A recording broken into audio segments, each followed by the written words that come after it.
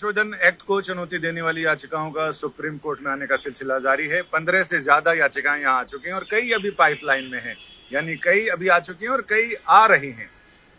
संभल के सांसद जियाउर रहमान बर्क ने भी एक याचिका सुप्रीम कोर्ट में दाखिल की है। याचिकाकर्ता के वकील हमारे साथ सुलेमान खान साहब हैं। ये याचिका बाकी अन्य 15 याचिकाओं से कैसे अलग है सुलेमान साहब? बाकी 15 याचिकाएं तो मैंने तो ना पढ़ी हैं ना मैंने बनाई हैं, लेकिन हमारी याचिका जो समाजवादी पार्टी के संभल के लोकसभा एमपी हैं जियाउर रहमान बर्क साहब, उनकी तरफ से मैंने फाइल करी है।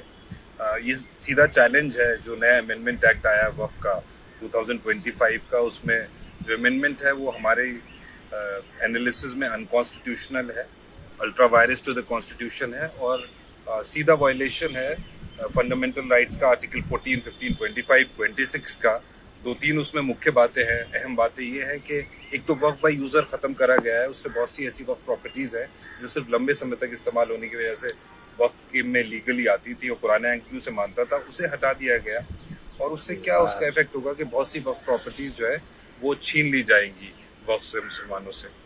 दूसरी जो अहम बात है वो ये है कि 5 साल की इन्होंने एक रेस्ट्रिक्शन या कंडीशन या एम्बार्गो रख दिया है, जिसके हिसाब से जो मुसलमान 5 साल डिमॉन्स्ट्रेट करेगा कि वो मुसलमान 5 साल से है, वही डोनेशन कर सकता है या वक्फ को प्रॉपर्टी दे सकता है। तीसरी बात, सेंट्रल वक्फ काउंसिल और स्टेट वक्फ बोर्ड में दो जो नॉन मुस्लिम मेंबर्स का इंडक्शन किया है वो सीधा इंटरफेरेंस है आपको right to practice its religion और to manage its own affairs. 25, 26 का वायलेशन है, 14 का भी वायलेशन है, क्योंकि और ट्रस्ट में, एंडाउमेंट्स में इस तरह का कोई प्रोविजन नहीं है।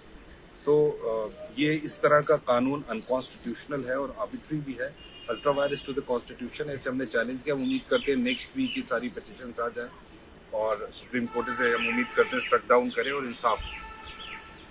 यानी ये सारे ग्राउंड्स हैं जिस पर ये याचिका दाखिल की गई है और उम्मीद है कि अगले हफ्ते इस मामले में सुनवाई होगी और उसके बाद सुप्रीम कोर्ट का रुख क्या होता है इसके बारे में भी आपको जानकारी देते रहेंगे। संजय शर्मा, दिल्ली।